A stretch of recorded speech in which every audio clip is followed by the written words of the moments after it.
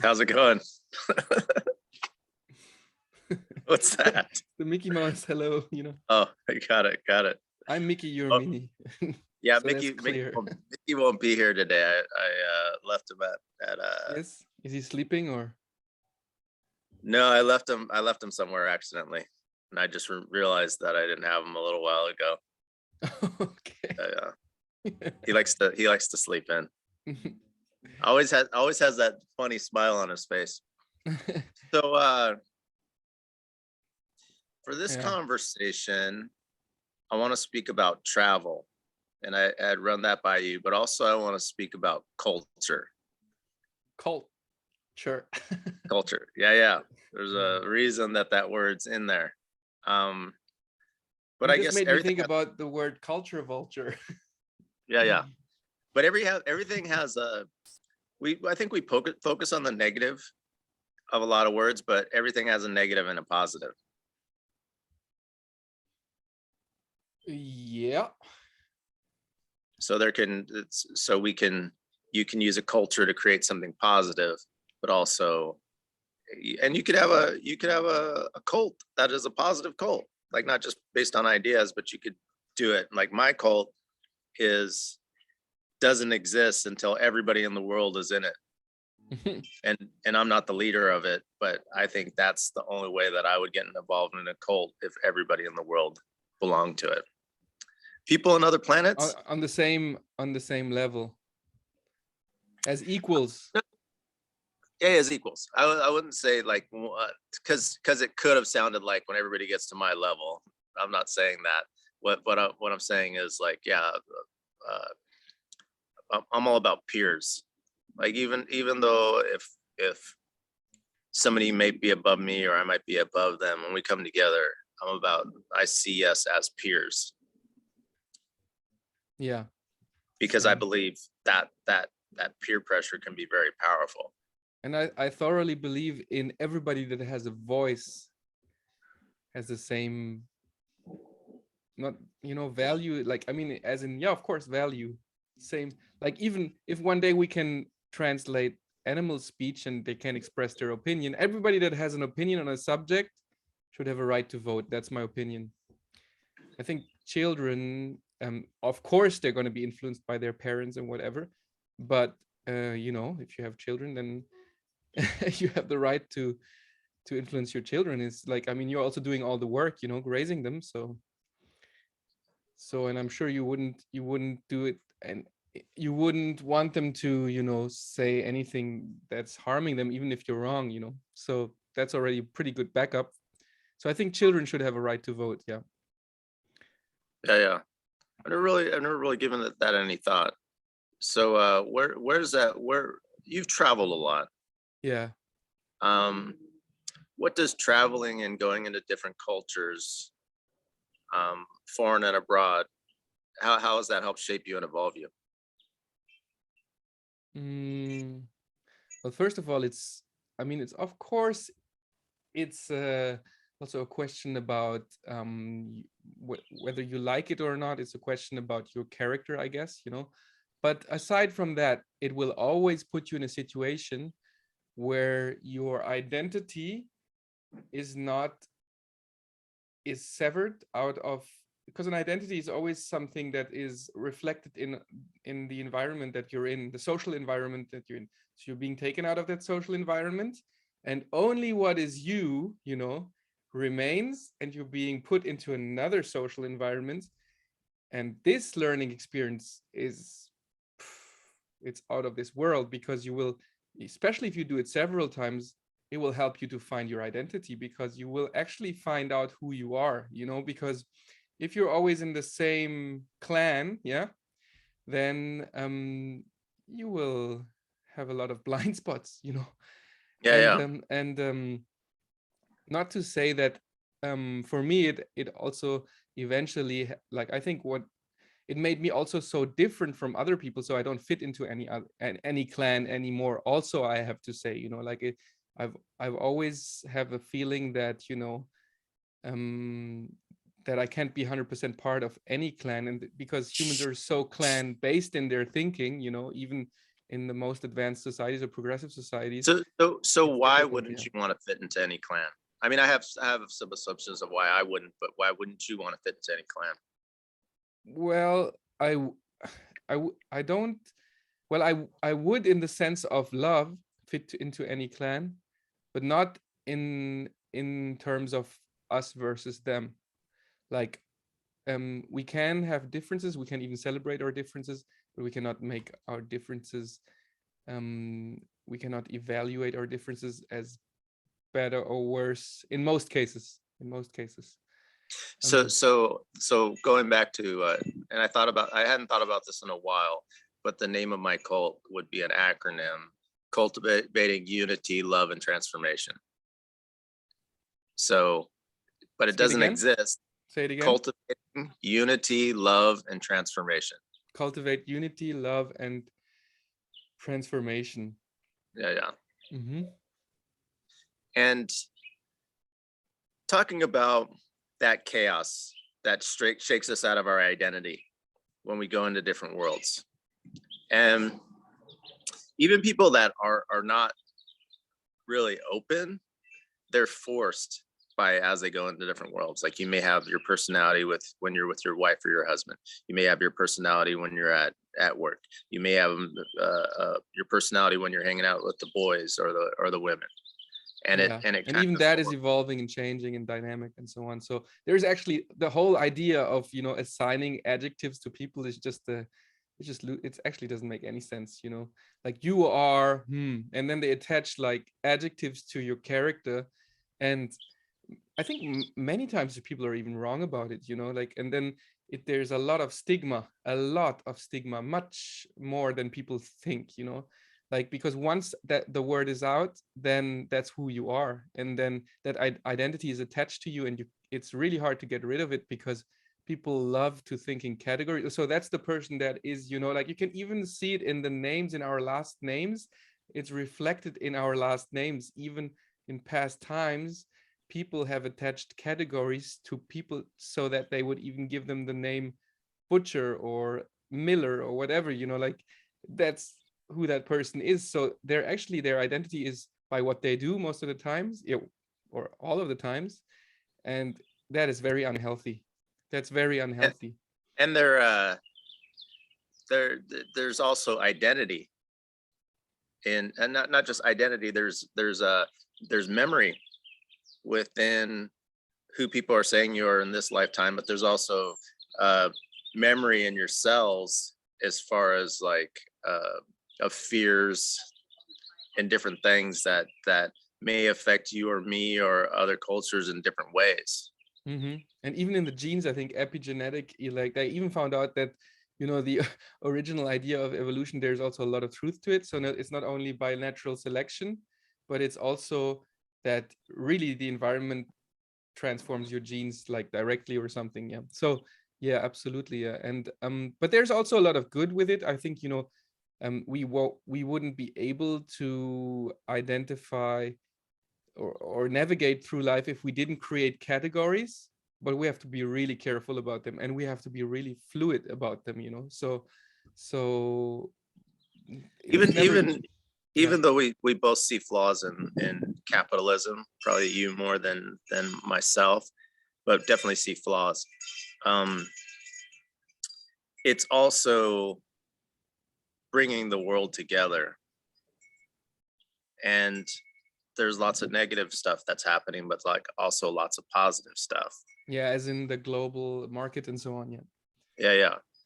And I believe, and this could be a conversation to add to it. If I start with culture. If like I wanted to control a culture, the two things I would do is like marriage and religion. And then I would control the words. Like so say that again. You want to control marriage and religion and your culture? What? Sorry, not control marriage and religion. That's what I would create to control the population. Ah, okay. As in what would leaders do in order to benefit from the population in an evil way, or what? Yeah, because religion depending on what the religion is, that's a culture right there. Yeah. Yeah, you know, like the whole concept, it's interesting with the religion because, you know, when they asked Jesus about, so what will happen to that person if that person dies and she gets divorced, gets married again, blah, blah, blah. Who will they be married to in heaven or something, you know, afterlife, in the afterlife, or and he said, they won't be married, they will be just like the angels. And when I read this, I always think, you know, there's no jealousy in heaven. What are you talking about? Yeah. There's just pleasure and happiness. Yeah, for sure. And you know, if you tell that a Christian, they can't in their mind fathom that it could be that way. I'm not saying it's that way, it could be other things too, you know.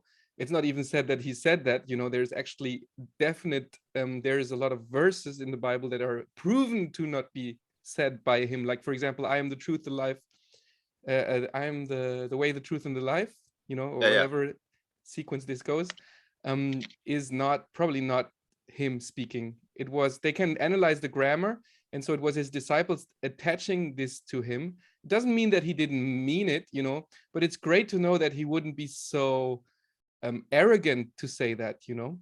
So it was these disciples that later put in those words into his mouth. Yeah, I have an understanding, and one thing I want to see a path that I might go in, and I don't want to be like necessarily criticizing religious people. I mean, if we had somebody else in here to cover that, it would be good. And I don't think that's where we're going now, but it could have. I don't want to spend as much time with that.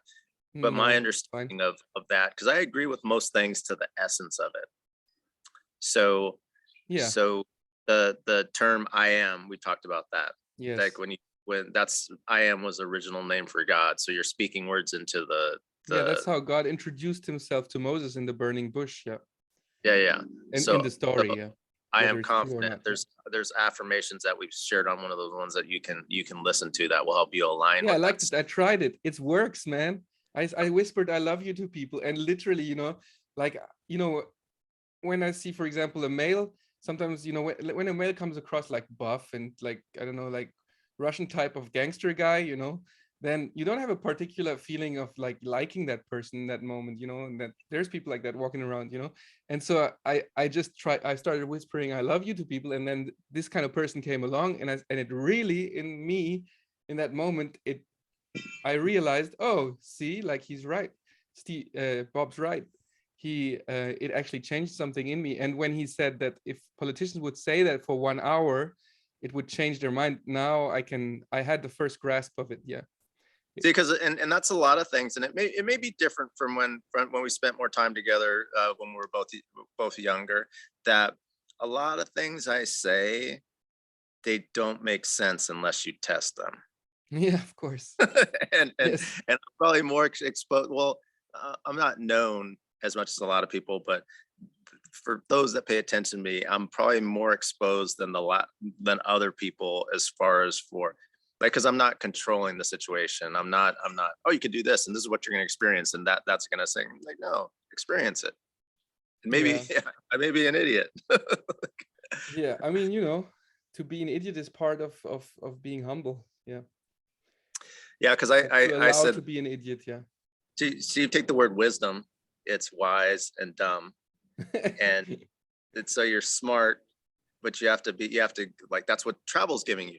You're going into different cultures and having an understanding of it. You don't have that yes, and everybody's saying the same things like that, and you're putting yourself in vulnerable positions to forcing yourself to evolve. But that has always been around you. Yeah, sure. Yeah, you have subcultures in every city, especially in the West, where you have multinational, you know, like mixes in every city. You can, but every college campus too. Yeah. I heard somebody talking about New York, and New York always gets a bad rap and everything. But I heard somebody talking about in New York, you're like forced to be around other cultures. Yes. Yeah. Mm-hmm. And also there's a lot of angst and a lot of like, but it's a big city that people are just like together, like, so much. But also there's lots of things that are thrown in your face that oh, I know this guy.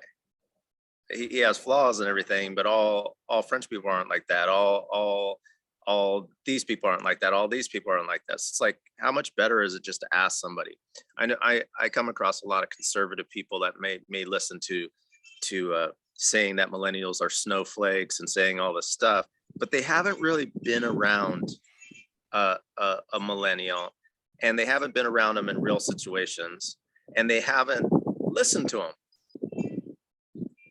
Yeah, totally. Like I'm interacting with lots of generations. Like one of my best friends here is only 25, you know, and I feel like not at all. I think this generation is maybe even way further than, because they have the internet. They're more informed than we are. They're more critical than we are. They might come to some false conclusions at times and so on, but in general, they're a lot more aware, you know? Yeah. So I don't have this opinion at all. Like, I don't think. Thing is the internet is an experience to a certain extent, but it's better to get out there and apply the situation. And not just confirm your biases that you have. Yeah, but I'm saying, like, the internet has so many views that it's more difficult for biases to build up. And people that are saying these things, they're usually coming from a dinosaur perspective, from, you know, like, for example, they're saying people are uneducated, and then they're taking tests like as a mirror for that. And these tests don't even stand the scientific current test, you know? So they're just old tests, you know, like the way schools did them, and they're still doing it, and they're not even doing their own homework, you know what I mean? And so it doesn't make any sense. I wanted to talk about like dismantling a culture and how it's done. And so recently I noticed and that I have blind spots, not around important women in my life. I'm probably 60% of the men around in my life, or the people I meet on an everyday basis, just normal people. It's probably 60% influenced by men and 40% influenced by women. But I noticed, as far as, I had a blind spot with like iconic women. Like I could rattle off a lot of iconic men. So I noticed that. Say that again. I could just list a lot. I could just say this guy did this, this woman, this guy did this guy did this guy in Germany did this, Einstein did this. I could say that. But as far as for women, it probably just like, if I was listing like influential, powerful people that changed the world, I could list probably 25 men for every one woman. Yeah, that's because that's the patriarchal history, and And I noticed, like, if I have a blind spot about that, the average man definitely does. But behind every man, you know, you have to understand, behind every single one of those men, most of them, stands a woman, and without that woman, he wouldn't have been able to do it. That's also a truth, you know. Oh, no. I do. But also there's a blind spot, and also example. I was just watching a video that they talked about how they noticed that how strong the feminine and equal the feminine was in Native American cultures. And there's a lot of Native American cultures in the US, but how strong the women in there. So have you heard about the Amazons, like the fighter women from the Amazon? Yeah. And but I'm going to go back into this, and then we can get into that. But I noticed that. No, I don't know anything about it, but I will read about it. Actually, some people that I don't want to, like, some people that are just kind of like really pro US. Like I'm a patriot, but my type of patriot is, if you see something, I'm a citizen of the world also, but if you see something wrong, then make it better. That's where I come from. So even if I'm going to complain about something, I'm going to give solutions to make it better, and I'm going to hold myself up to that before I hold anybody else up to it. I'm not going to waste a lot of energy. So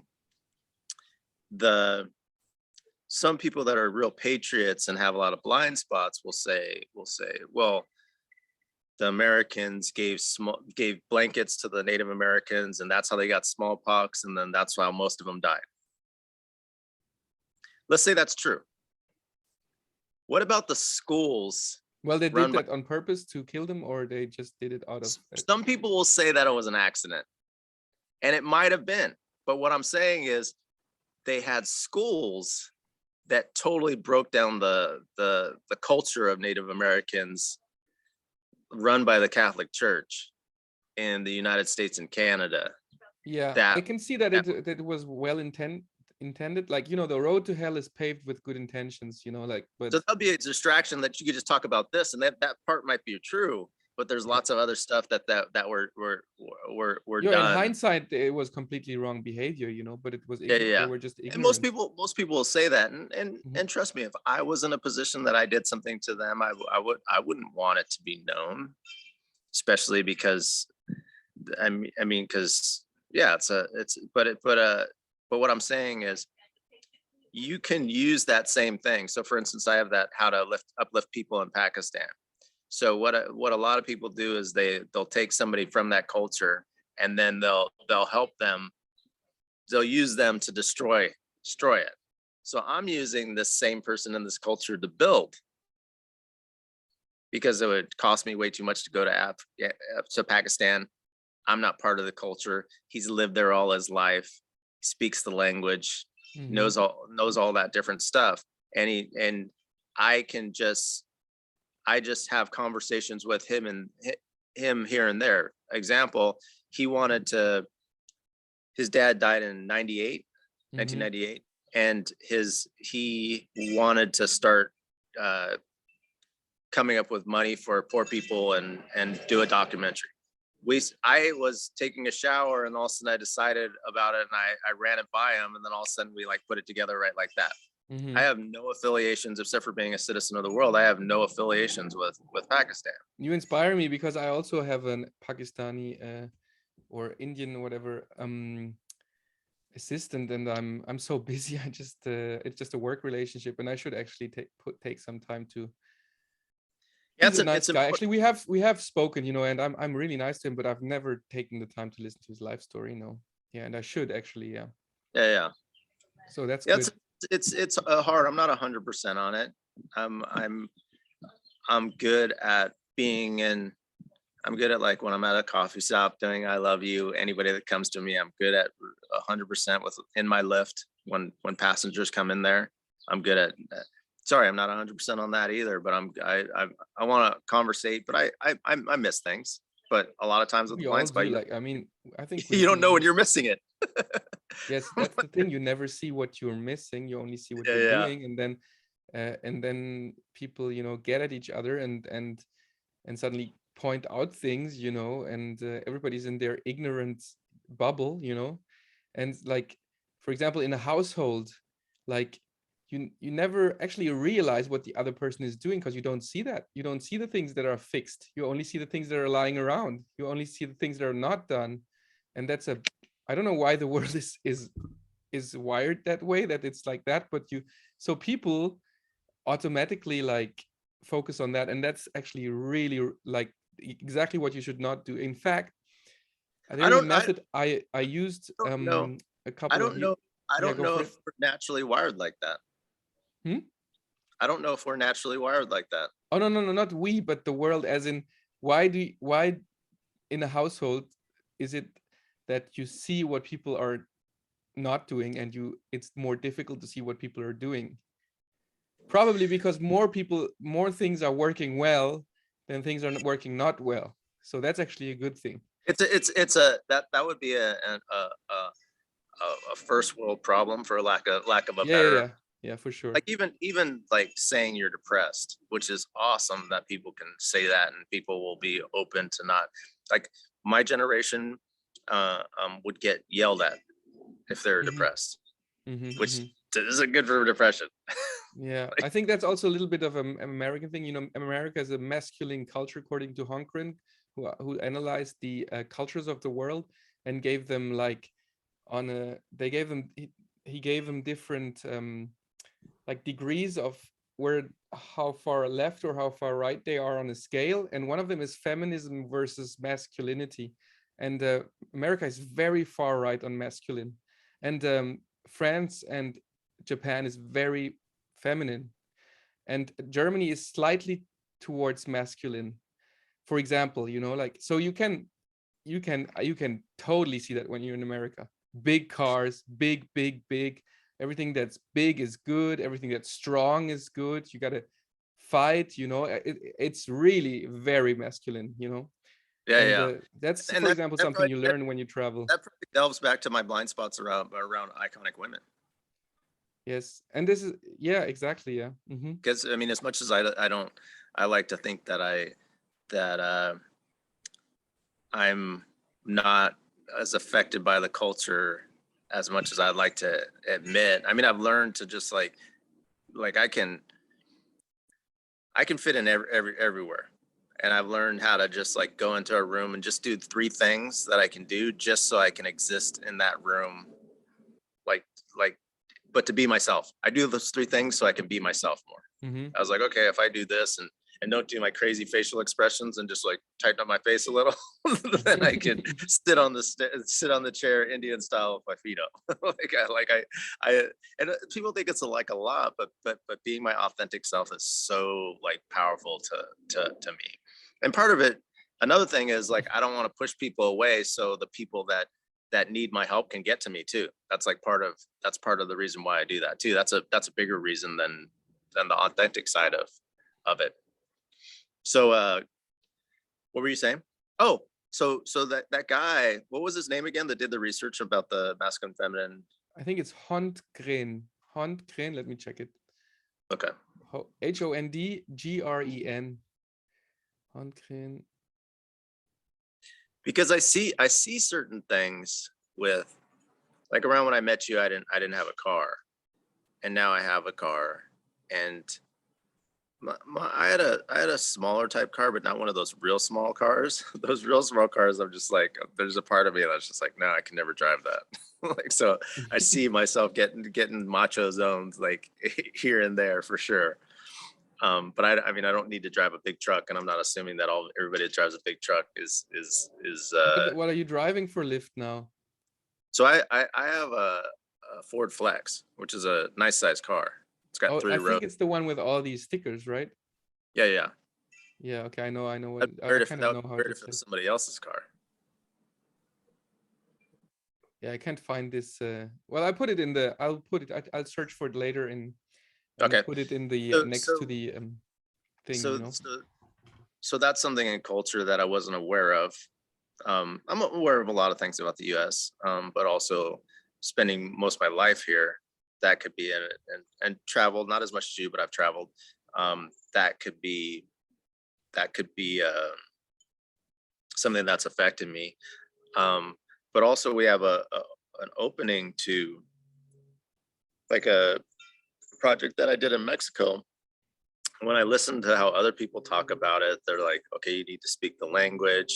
Didn't need to speak the language to affect the project, because what I was doing is building with whoever was coming to me and the people around me. They spoke the language, or they had been down there for a while. So I was mostly listening to them.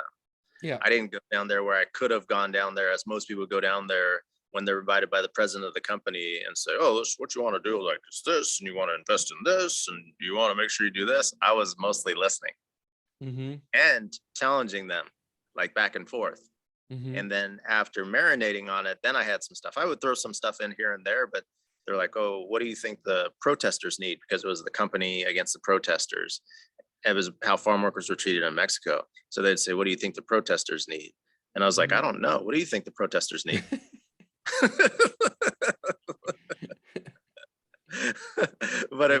but also I'm doing healing on him that he doesn't know about as we go. And so there's a process that is being shifted there. And I did learn certain things, and I met certain people to be able to do stuff, and I learned just the essence of it. I just don't want to give a bunch, because sometimes people give too much information, and information isn't power, it's potential power. My first boss that ended up firing me used to always say that. Information and power is potential power. Yeah. Information is potential power. Wisdom is true power. Yeah. Wisdom is, I think, applied information in the right moment. Yeah, in the right moment. I always use it as you remember the Access Center in the Love Library at San Diego State? Yeah. You remember that? You remember that the glass window? the dome over it Yeah. with all the windows. I would say like all those windows are knowledge. And knowing what knowledge applied in the right situation, knowing what knowledge is the right window at the right time, or the right 3 windows at the right time. That's the place. And in shaman, a fly, because a fly sees things many times, represents wisdom. Oh, nice. Yeah. Yeah, I saw a car drive by today. It said fly in German, Fliege. Yeah. So that's the, and one of the best ways to do it is to travel, is always have people that are pushing the envelope on your beliefs around you. Yeah. And it could be, it can all be, so it'd be too much, and it could be confusing. Oh yeah, and for sure. Yeah. And also you can look at cultures, and a lot of the reason why they do stuff is not because it's true. I don't believe in truth. So I don't believe in the truth. I believe in truth, but I don't even believe in the truth. And there's somebody like, oh, we do this, and it's not necessarily true. The reason why this culture does it, it was based on fear. And that's one of the things sociology gets into. Like they'll have cultures that everybody's house is facing a certain direction. Like everybody's house is facing that direction. And when somebody told me that, I was like, what was that? You mean like in Islam, Mecca, or what do you mean? No, it's other cultures. It wouldn't be like that could be. Oh, okay, yeah. Thing, I don't even think that's the case. But it's probably like older cultures, and I looked at it and I was like, there's probably, it could have been as simple as like something fearful happened from that direction. So they're trying to be in a place that they could see from onlookers together, because one of the things that brings culture together is a common enemy. Yeah, you said it before. Yeah. Yeah. Of course. Yeah. This is This is what's happening right now with Putin, as sad as it is. Yeah. Yeah. I think that's one of the things, and we can get into where you're alluding to in a second, is that we'll always find a way for division. Like a lot of things are going black and white, and Asian, and then all of a sudden you'll get then if everybody was black, then it would be light eyes and dark eyes. It's like there's always gonna there's a movie, School Days, that Spike Lee did, and it's about like not necessarily racist stuff, but conflict that went on at a black university between light skin and dark skin blacks. Oh, blacks. Okay, yeah. I think I've heard about dark this skin starts. Yeah, and it's so it's and so the problem so go ahead. Yeah, because yesterday I was talking to my friend Mick in Australia. He's an author and super smart guy. You would love to talk to him. We also did a video like this, and I'm sure you will actually meet him, because he's a great thinker, and he's was one of the people that most inspired me in my life. Really loving, kind person, and very, very smart, and he said, like an interesting thing, because he said, for him, capitalism, communism, and all these concepts, they're just like vessels, like a boat, and the whole system that runs much deeper. It's like, he says, it's like the whole system is like the sea. That's how deep it goes. And these ideas, they're just the boats floating on the sea. They come and go, and they're at the mercy of this horrific system. And I think this system, we didn't get into it at the moment, but because I know from our former conversations what he was thinking back then, I think he talks about the law, as in the law, like the law of, I don't know, like judgment. Natural law? Oh, law of judgment. Judgment, systems, like judging things instead of like breaking the system, as in opening it up, making it fluid, like rigid structures versus open structures, sticks versus ropes, if you want, I don't know, I cannot find the way to express it, because I know where he's coming from. He's coming from the theological perspective, and there's the concept of law and grace. So there the law is mankind assessing each other on a base of principles and on the base of dead laws, instead of loving kindness, the communications among one another, and maybe even with God, and reassessing each and every situation, not based on a set of principles, but based on love, which is fluid and can change every day. So today this might be the right thing to do, when tomorrow this thing might be the wrong thing again. And our whole society is organized with this rigid system, and we will not be able to live a paradise kind of state as long as we believe in this, as long as we believe in all these made up laws, And I'm talking about political laws, economic laws, school laws, family laws within the family, everything, like I'm not talking about that you could not come up with a system as long as it stays flexible, So if we think about masculine energy as making things happen, and we think about feminine energy letting things happen. Yeah. Masculine energy hate, because it's like I'm protecting my family because there's an outside force that I hate. I'm competing like at an all-time level because there's an outside force that I hate. And then feminine energy love, masculine energy fire, feminine energy water. Over time, water is very powerful. Fire burns itself out. Water will shape stone, the earth element, over time. I have a question with this also from a theological perspective. So what you're talking about, that makes me think about, well, in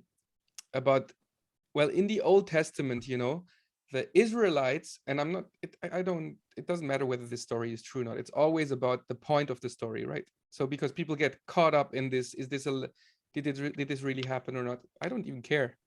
I really don't care whether it happened or not. It's about what is the point of the story, for us today. These people are not living anymore. So if they lived. If they didn't live, that's better, because then there was not all this bloodshed.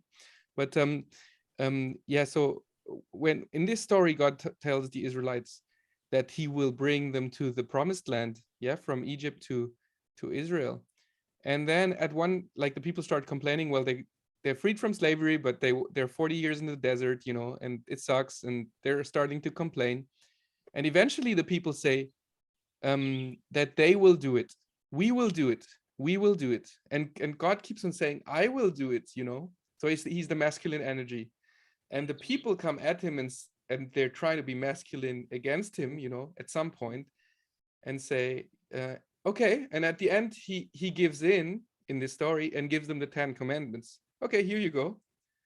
You want to do it? Here are the 10 commandments. And from that point on, all these blessings that were with him, like manna from heaven and all this stuff, like it starts going wrong, and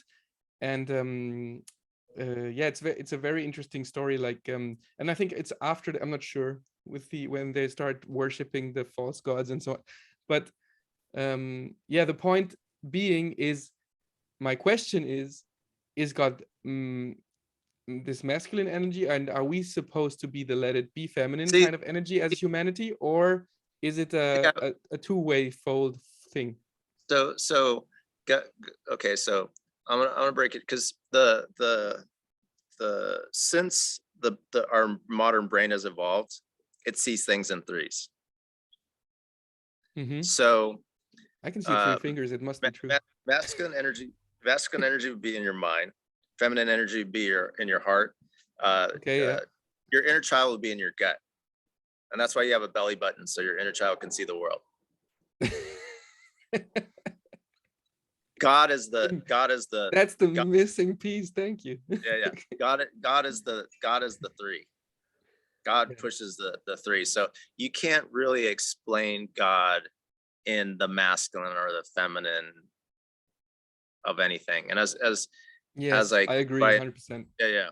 So you like even if I did something and then God did the same thing, you can't explain God like you're explaining what I was doing. Well, that doesn't even work, because when you're doing something, God is doing it through you. So there's no separation there, you know. I would think that what separates me and some people is we're allowing God to work through us more than the average person. Still not 100%. I'm still resisting God. I'm not sure about this. I'm careful, like, because, you know, like there's a lot of danger in having faith too. So I'm careful, you know, like. So let me go back to. Do you think God's working through Putin? Yeah, that's a great question. Great question. No, not. Well, I don't know what I believe, because it might be part of the divine plan. The bigger plan, yeah, can be, but it's but not I could say a sufficient answer for the suffering. I could say that he's influenced, has a different something is influencing him at a different way that he's focusing on than what I am on an everyday basis. Yeah, you know, like I'll give you an example. Mm-hmm. I noticed myself and this is a really small thing. I noticed myself going in a place to eat lunch yesterday.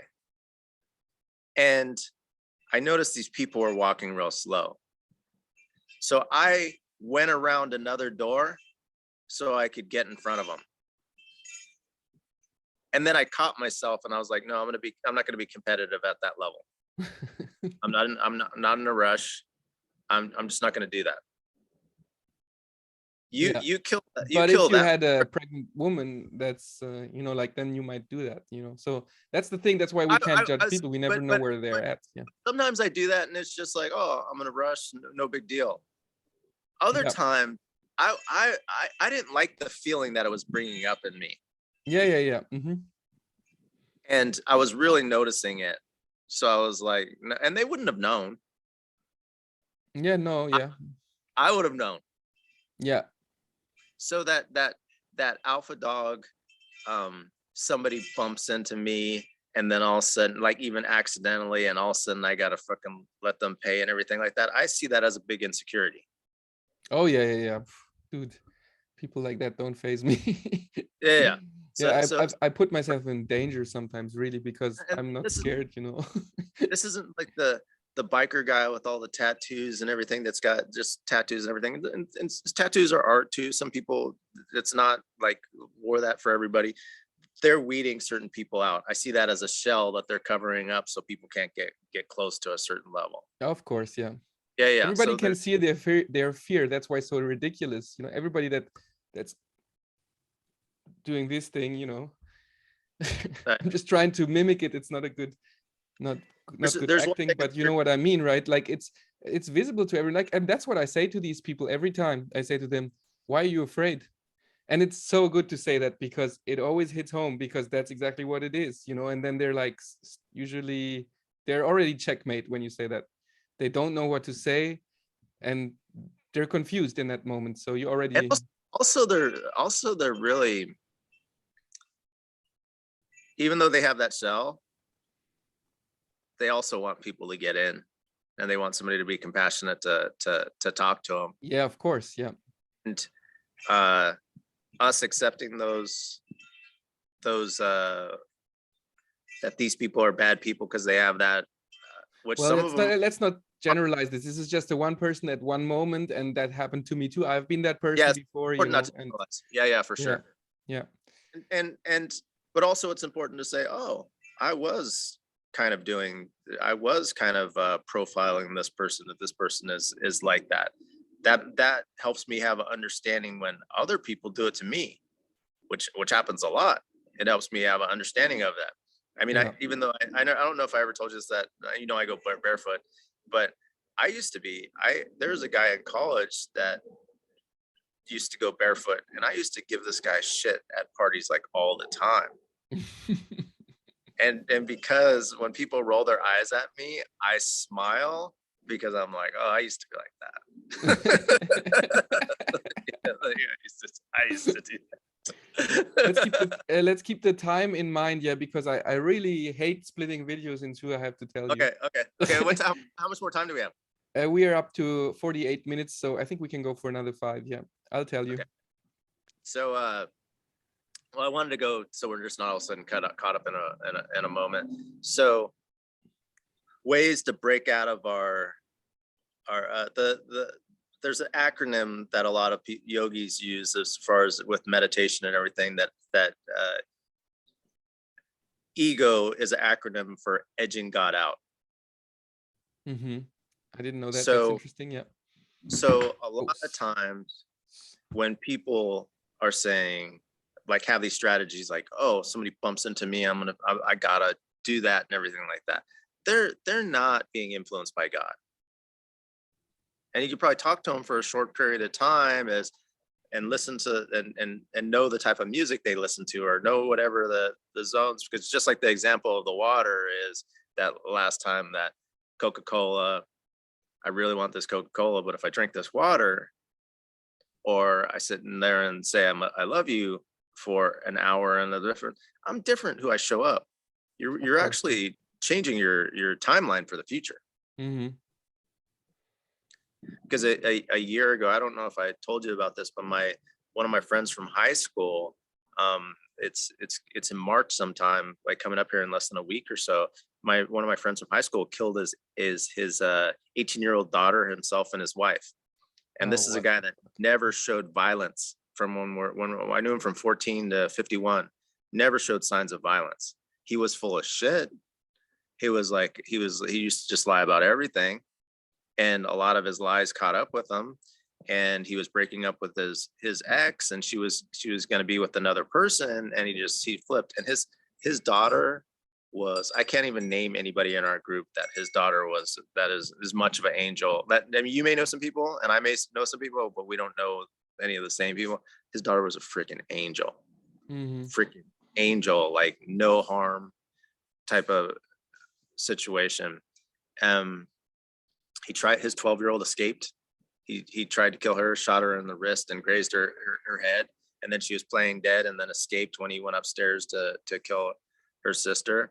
So there's certain things that a part of my practice that I'm acknowledging that could be me, but I'm doing countless things. Like, for instance, I'm not naming the person, but his wife was toxic. And he actually changed her life and did a lot of good things for her. She didn't deserve what happened to her. Like, even though I don't think she was amazing as her daughter, but she didn't deserve what happened to her. But I was in a toxic relation like that. But the difference was I was 14 years out of that toxic relationship. I walked away from that because I didn't look like who I could have become in that relationship. And also that situation might have been, but that I believe God put in front of me to wake my ass up. Like her and the bad business dealing with that hedge fund that some guys went in prison and everything were you told me about the manure that opened up all this for me. Yeah, because that's interesting, because you told me about the hedge fund before. And so this is like recently when this happened, like 1 year ago. So these were the people that you were working with before. No, he wasn't the one that I was working with. That's a separate thing. The only thing I was putting the tying to is I broke up with my ex around the same time that the hedge fund happened. Okay, yeah. He started going out with his ex 14 years into the relationship, or a little more than that. He ends up killing his wife. I acknowledge that if I would have stayed with her, I can't, like, as much as I can't see myself doing that, I couldn't see him doing it. Like, I believe he became that guy 2 weeks before there's probably stuff that I wasn't seeing. Tell me, this guy was full of shit, but he was 2 weeks. He became that person 2 weeks before he did this. Started buying ropes to tie up all his daughters and his wife. Went down to Mexico. He was in there. This all happened in Arizona, even though I went to school with him in San Diego. Buying ropes to tie up and going and getting a gun in Mexico to go back. So it's a planned murder. Yeah, it was a plan. planned situation. So stupid, And because you can, like, it's much easier to just jump into another country and start a new life, you know, then yeah, this doesn't make any sense. but it's ego. It's ego. And I Yeah, there's remember so much hurt, you know, and it's like I've tasted it, you know, like this hurt. But of course, like if I think of other we people, have yeah, we all have a breaking point, and that's what I'm talking about. Like that, like I don't yeah. believe God was working through him for those 2 weeks. I don't believe he worked through Oh him no, no, because yeah, of course not. yeah, Judgment, just, judgment yeah, in yeah, generally is not of God. Like judgment, as in bad, like negative passing judgment. judgment, Yeah, like I'm putting not stuff talking in your about own I'm judging the situation and so I'm yeah, getting yeah, food or something like this. No, I'm talking about really a moral judgment. yeah, Moral yeah, judgment is never of God, never.